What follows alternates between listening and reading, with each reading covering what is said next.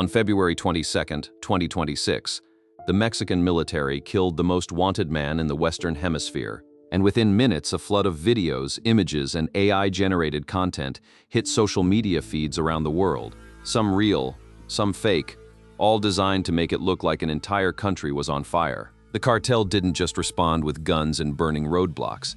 They responded with content. So the Jalisco New Generation Cartel's use of viral video as a weapon has set the internet on fire. And here's how they pulled it off. On a Sunday morning in the town of Tapalpa, in the western state of Jalisco, after confirming the target's presence, Mexican security forces initiated a raid on a gated community. As federal troops advanced toward the property, CJNG gunmen opened fire, triggering an intense exchange in the mountainous terrain, with cartel members using high-caliber firearms and heavy weaponry to repel the assault. The target was Nemesio Ruben Oseguera Cervantes. The world knew him as El Mencho. He was the head of the Jalisco New Generation Cartel and the most wanted person in Mexico, and one of the most wanted in the United States at the time of his death. The US government and the Mexican government had been offering rewards of up to $15 million and 300 million Mexican pesos respectively for information leading to his arrest. He didn't survive the raid. He was wounded in a shootout and died later.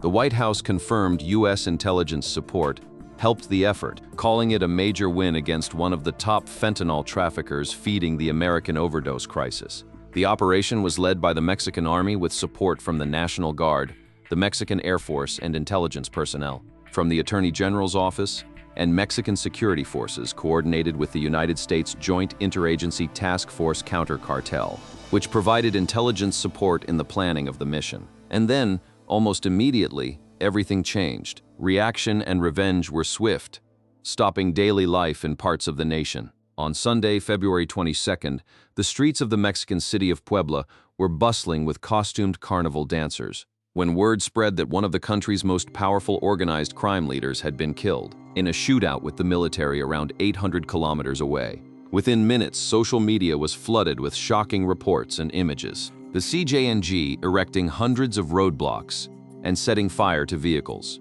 A passenger plane, banks, businesses, supermarkets, fuel stations, and a church torched. Gunmen taking over Guadalajara Airport. More than 70 people died in the operation to capture the drug kingpin, including 25 members of the Mexican National Guard. Authorities said 30 criminal suspects were killed in Jalisco state, and more than 250 car fires known as cartel roadblocks were set across the 20 states where the cartel is known to operate.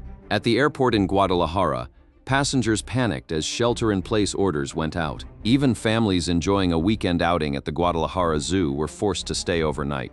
From infants to the elderly, the zoo had to find room for more than 1,000 stranded visitors. Tourists in Mexican destinations sheltered in hotels and airports as videos on social media showed fires, roadblocks, and panic. El Mencho died following an operation in Tapalpa, Jalisco, on Sunday, prompting the U.S. State Department to issue a warning for Americans in Mexico to shelter in place until further notice. That was the physical response. But the cartel's digital response was something the world had never seen before, and it was arguably more devastating than the bullets and the burning tires combined. Here's the thing about what happened on February 22nd. While it was true that highways were blocked and cars were burning in 20 of Mexico's 31 states, not all the chaos was real. A parallel war was unfolding on people's phones. The death of the most wanted Mexican narco unleashed a wave of criminal violence in 20 out of 32 states. It also unleashed the mass dissemination of AI-created images shared thousands of times on social media. The numbers are staggering. The fact-checking team for AFP in Mexico analyzed a dozen of the fake images and videos linked to the operation and its fallout that were shared over 38,500 times on social media. One of the most widely circulated images was fabricated from scratch. One of the most disseminated was an aerial image made with artificial intelligence of Puerto Vallarta, the tourist paradise on the Pacific coast, that showed multiple buildings in flames. The henchmen of El Mencho did burn vehicles and vandalize businesses in the famous beachside resort town, but the damage wasn't of the magnitude that the false photographs showed. The fakery didn't stop at Puerto Vallarta. A fake image of a plane burning at the Guadalajara airport went viral on Sunday. They added to fear and panic in Mexico at a time when fiery narco blockades were appearing in states across the country. Both images, however, were fake, apparently created with the assistance of artificial intelligence, but serving to make a very bad situation look even worse. The Mexican government scrambled to identify what was real and what was manufactured. The Mexican embassy in the United States posted that it is falso that a plane caught fire at Guadalajara airport, adding that the image appeared to be AI generated, and the airport reported no record of a plane catching fire. Other Mexican authorities that denied claims of chaos at the airport include its security cabinet, Federal Aviation Agency, and Jalisco state government. Even video footage from entirely different countries got repurposed and passed off as Mexican cartel carnage. Some posts claimed the video showed the destruction wrought by cartel members after El Mencho's death. A reverse image search showed the video appeared in multiple posts from September 2025, when youth protests in Nepal turned violent. According to media reports, protesters had burnt hundreds of vehicles at the Singha Durbar Palace in Kathmandu, months before Sunday's violence in Mexico. So who was behind this coordinated flood of fabricated horror? Behind this digital mobilization, according to multiple analysts, are accounts tied to Osgara's CJNG. Alberto Escorcia, a journalist specialized in social media, identified 3 groups that disseminated false information tied to the wave of violence.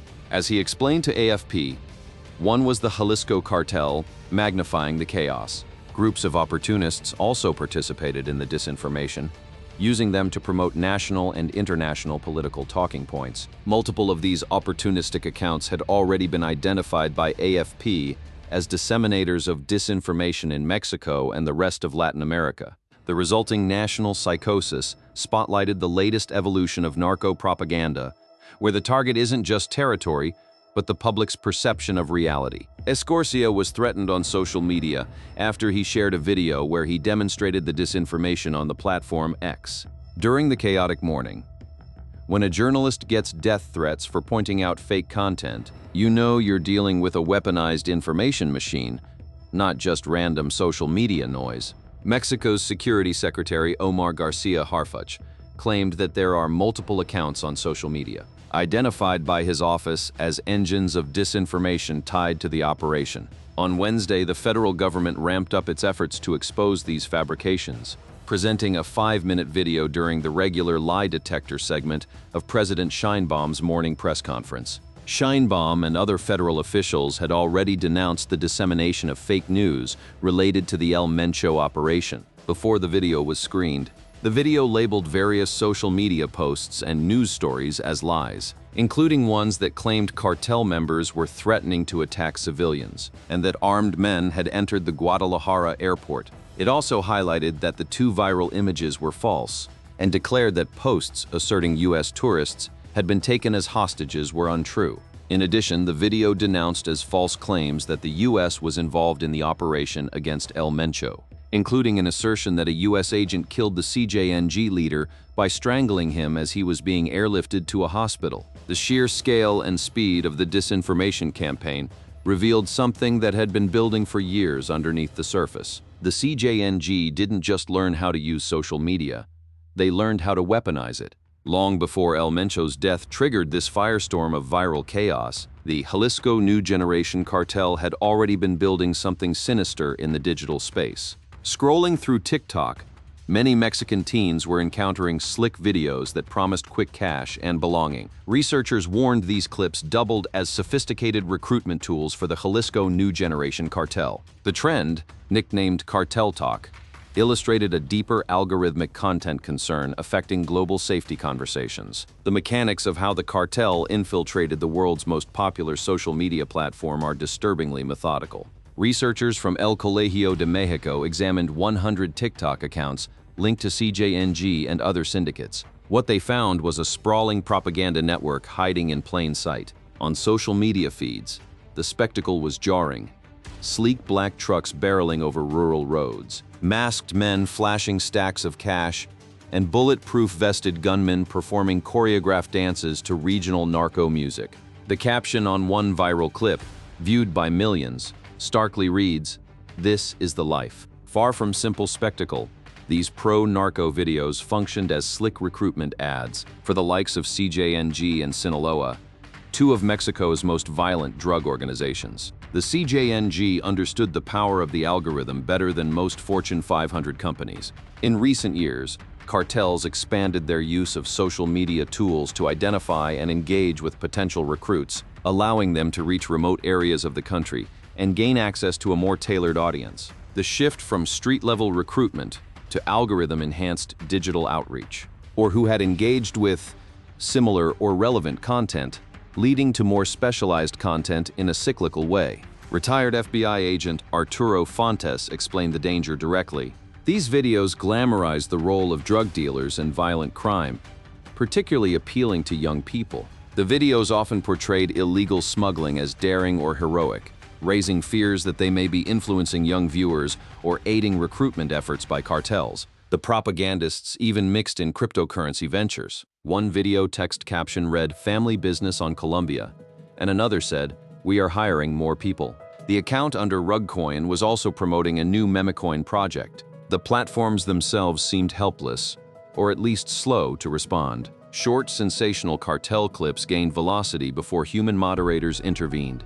Analysts argued that every extra widened exposure among impressionable teens across rural and urban Mexico, and the numbers showed just how entrenched the problem had become. The investigation documented the existence of over 100 accounts on TikTok dedicated to criminal recruitment and propaganda. The CJNG leads the use of TikTok as a channel of recruitment and propaganda. Researchers published in an April 2025 report. The usage of social media by the CJNG to fill their ranks was also identified by the Security Secretary's office. In March 2025, following the discovery in Jalisco of a training center for the criminal mafia, the department identified 39 profiles dedicated to recruiting young people that TikTok removed at the request of the authorities. That training center was no abstraction.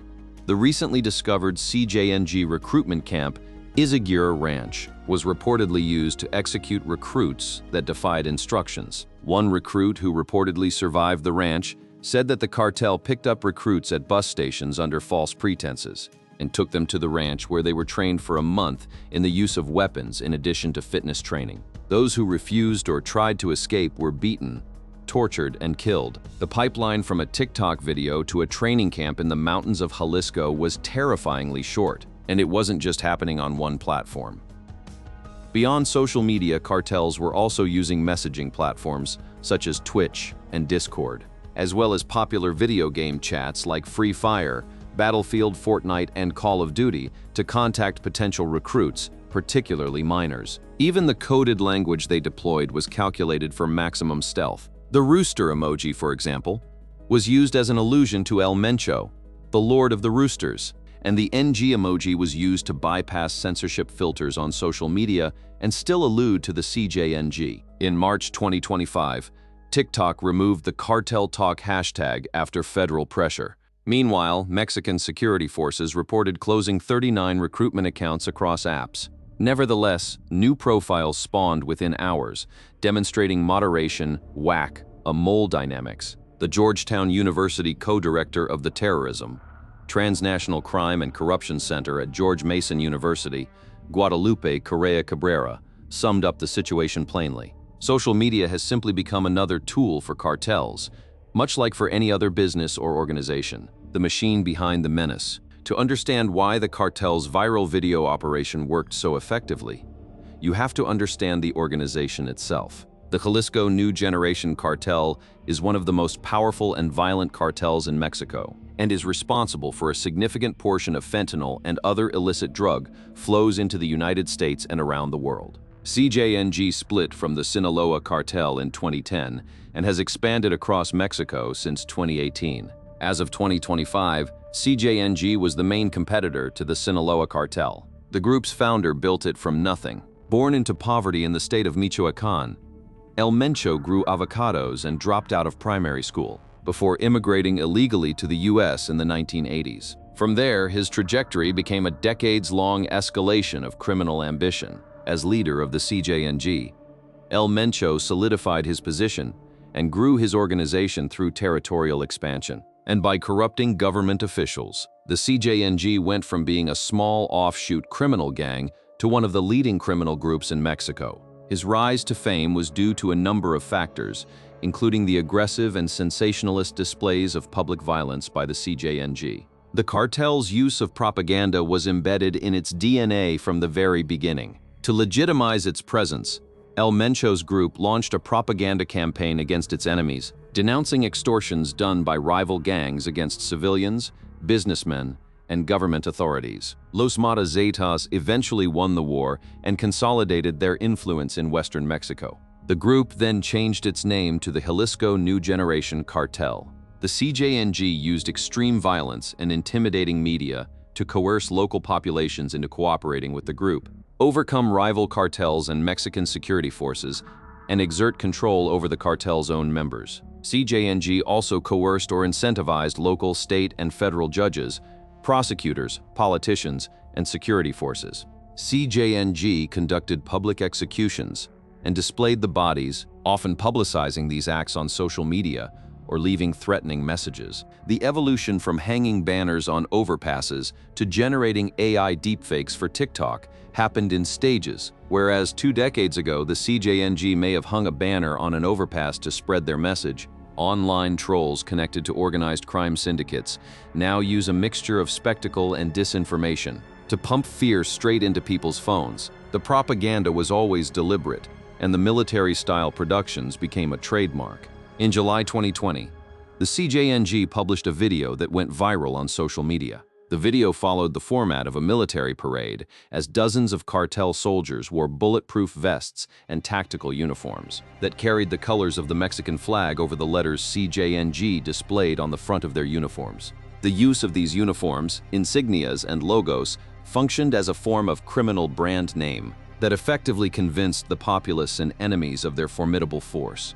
This type of propaganda was described as a form of psychological warfare and terrorism, designed to intimidate, dehumanize, and dominate. The CJNG took a unique approach and published several carefully crafted videos showing off its military might. For the first time in Mexican history, it directly challenged the government. This franchise model amplified everything. CJNG used a franchise model, an affiliation agreement between smaller local cartels and CJNG, to facilitate expansion outside its strongholds. CJNG's criminal activities generated billions of dollars annually. The group trafficked drugs to the United States, Australia, and Canada, as well as to many countries in Africa, Asia, Central and South America, and Europe.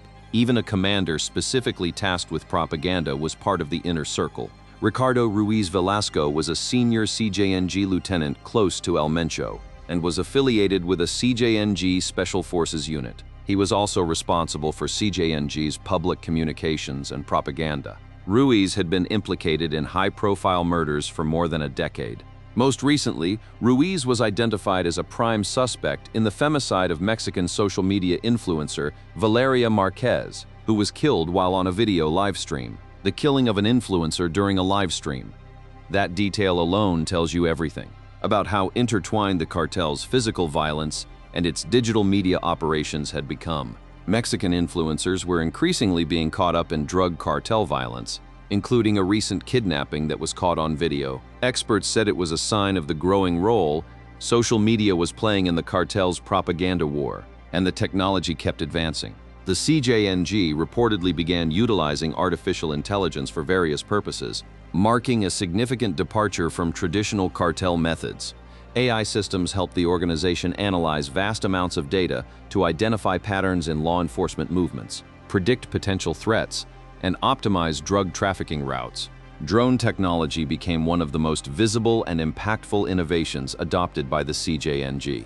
These unmanned aerial vehicles served multiple purposes, from surveillance to direct attacks. The cartel used drones equipped with cameras to monitor law enforcement activities, scout potential smuggling routes, and gather intelligence on rival organizations. Reports indicated that the cartel had modified commercial drones to carry explosives, creating low-cost, remotely operated weapons that could target specific individuals or locations. This represented a dangerous evolution in cartel warfare. The CJNG was, in every practical sense, a technology company that also happened to traffic drugs and commit mass murder. What happens now? The aftermath of El Mencho's death has left Mexico in a precarious state, and the viral video machine he built shows no signs of slowing down. Due to El Mencho's son being jailed in the United States, the line of succession has been broken, with no clear family successor. David Mora, an expert at the Crisis Group Analysis Center, noted that due to his lack of direct succession, El Mencho's death created a power vacuum in the CJNG, with this power vacuum also being a major reason for the escalation in violence. On March 18, 2026, the Wall Street Journal reported that a U.S. citizen named Juan Carlos Valencia Gonzalez, also known as El Pelon, was now the CJNG's new leader. On April 6, 2026, El País confirmed that Valencia Gonzalez, El Mencho's stepson through his marriage to Rosalinda Gonzalez Valencia, had successfully worked his way through the power vacuum to succeed him as head of the CJNG. A former cartel member from a rival group stated that the violence was an inauguration for the next leader of CJNG. There is currently a power vacuum among the drug cartels in Mexico, and CJNG is experiencing internal power struggles within its ranks that will likely lead to further violent acts throughout Mexico. The broader implications for the United States border are immediate and tangible. For U.S. border security, the short-term risk is clear. When a cartel like CJNG feels cornered, it often ramps up smuggling to fund fights or distract authorities. Splinter groups emerging from succession battles tend to act more unpredictably than a centralized outfit. That means potential spikes in fentanyl shipments, human smuggling corridors, and armed confrontations near the line. And the fentanyl crisis that fueled the pressure to take El Mencho down in the first place remains deadly. In 2023, approximately 72,776 Americans died from fentanyl overdoses, making the synthetic opioid responsible for nearly 7 in 10 drug overdose deaths nationwide. As one analyst put it, the threat of unilateral military action made the Mexican government realize they'd rather deal with CJNG flare-up themselves, that they know will be temporary, than deal with U.S. military doing a unilateral strike. Meanwhile, the digital front continues to evolve. While cartels have long used social media as a propaganda tool, the emergence of AI means that they and others, including so-called narco-influencers, can create phony material that serves their agenda with nothing more than a laptop or a phone. The cartel's online response to the killing of their boss was the most powerful example yet of how propaganda and disinformation can be weaponized by social media accounts that experts believe to be linked to Mexican criminal syndicates. As security researcher Victor Manuel Sanchez Valdez explained, the central objective of the narco roadblocks is to hinder the security deployment in a city so that forces can't arrive to help whoever's in charge of an operation. He added, "It's impactful to see an avenue in your city that you transit every day blocked, and that they set fire to a vehicle on it. It creates fear, right? A collective fear. When the message is fear, taking violence viral acts like a force multiplier. The roadblocks are a tactic that goes back years. But the fusion of physical roadblocks with digital disinformation is something new, and it proved devastatingly effective. Given the cartel's proven capacity for indiscriminate murder, the Instagram-ready unrest was a quick and effective show of strength. The journalist Deborah Bonello, who has covered cartel violence for over 2 decades, offered a broader lens on the crisis. Mexico's drug trade and organized crime in general is the product of systemic failure across the region. Poverty, a lack of good education, a lack of job opportunities, an absence of the state in many parts of the country, as well as the corruption that is endemic to local politics and all of the state institutions. It's not a case of good guys against bad, but really a product of a system that's letting people down and simply doesn't work. And that systemic failure is exactly what makes the viral video machine so dangerous. When a cartel can offer a vision of wealth, belonging, and power on a teenager's phone, in a 30-second clip with narco music and bulletproof vests, and the state has no counter-narrative, no jobs, and no education to offer in return, the algorithm wins. Mexico's cartels exploit viral design, seductive imagery, and relentless recommendations to recruit teens within minutes. The algorithmic content concern is solvable when platforms, governments, and professionals align around transparent standards, ethical AI, and social investment. But until that alignment happens, The cartel's new video, and the next one and the one after that, will keep going viral. Because in the world of narco propaganda, attention is territory, and territory is power.